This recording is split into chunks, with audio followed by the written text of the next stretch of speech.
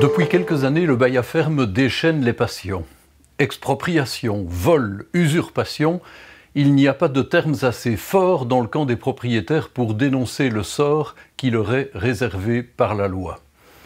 Dérives iniques, preneurs surprotégés, hold-up légal sur la propriété privée, autant d'expressions qui, pour être sans doute excessives, n'en traduisent pas moins le ras-le-bol de ceux de qui dépend l'exploitant pour l'accès à la terre. Or, dans le même temps, on ne peut pas dire que la situation se soit simplifiée pour les agriculteurs qui, plus que jamais, ont besoin de sécurité et d'horizons rassurants. C'est dans ce contexte très particulier que vient de paraître la dernière chronique de jurisprudence sur le bail à ferme.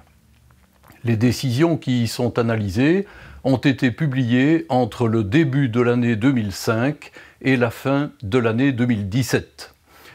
Au moment où j'en ai entamé la rédaction, les réflexions en vue d'une réforme du régime du bail à ferme commençaient à prendre une tournure concrète. Durant l'automne 2017, les propriétaires, les exploitants, les notaires, les avocats, diverses organisations intéressées de près ou de loin par le bail à ferme ont eu l'occasion d'émettre leurs critiques et leurs suggestions devant la Commission de l'agriculture, du tourisme et du patrimoine au Parlement wallon.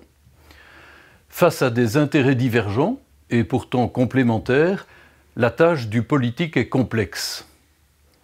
La loi que nous connaissons aujourd'hui date du 4 novembre 1969. Sa modification par la loi du 7 novembre 1988 l'a renforcée pour l'essentiel.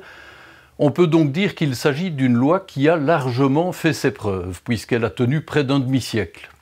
Mais les temps changent, les techniques ne cessent d'évoluer, les échanges se mondialisent, les crises frappent durement. Autant la production de nourriture reste essentielle face à une population qui ne cesse de croître, autant la loi semble aujourd'hui se retourner contre ceux qu'elle devait protéger et stimuler en leur assurant une sécurité d'exploitation.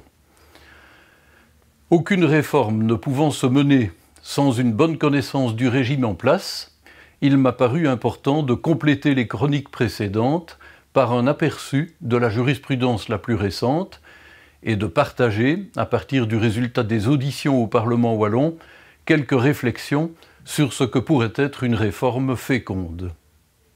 Puisse cette chronique contribuer modestement à une réforme satisfaisante de ce qui reste, dans notre pays, un instrument essentiel de l'accès à la terre.